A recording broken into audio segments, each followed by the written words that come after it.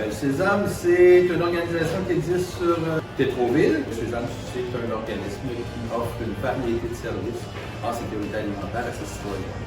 On parle de dépannage alimentaire, d'ateliers culinaires, de cuisine collective, de traiteurs garderie, de pas trop la langue aussi, et d'autres services. J'invite à aller voir le site web de l'organisme qui est tout à fait clair à ce sujet. Moi, ce qui m'a poussé à m'impliquer dans le Sésame, c'est une opportunité, je vous dirais. Je fais partie des gens qui sont un peu les gens qui sont à l'origine de l'économie sociale. Et à un moment donné, il y a eu cette opportunité, un nouvel organisme communautaire qui ouvrait dans Tétroville. Ça a été une belle opportunité pour moi de me lancer dans une aventure qui débutait. Et j'ai créé ici, avec d'autres naturellement, une organisation un peu hybride et qu'il était nécessaire d'offrir des services alimentaires à la population, tout en étant peut-être capable de tirer un peu de revenus autonomes, de sorte à pouvoir pérenniser ces services. Une des missions du Sésame, c'est d'assurer la sécurité alimentaire de l'ensemble des citoyens, notamment les citoyens les plus défavorisés ou les plus vulnérables, dans le sens où, quand on pense à des favorisations, on pense souvent à des favorisations économiques, bien évidemment. Mais il y a aussi la vulnérabilité des gens.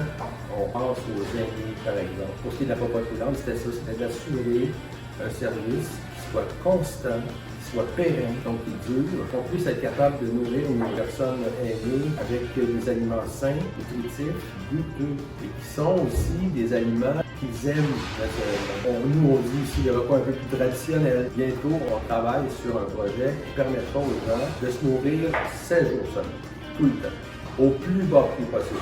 Pour l'instant, on livre une cinquantaine de repas par jour, plus les gens qui viennent manger directement au café, c'est ça.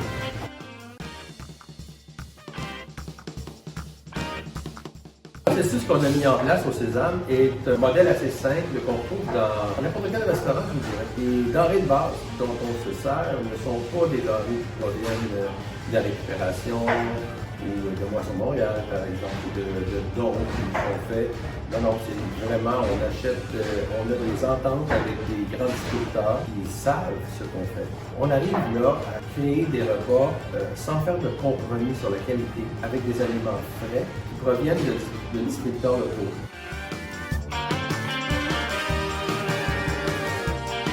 En fait, moi, j'invite les gens à venir faire un tour au Sésame, simplement.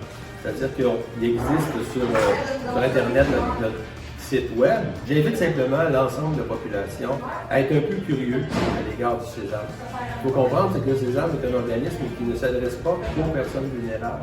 C'est un organisme qui s'adresse à l'ensemble de la population. C'est un organisme qui a été créé pour faire en sorte de faciliter l'accessibilité physique et économique à une alimentation saine et équilibrée.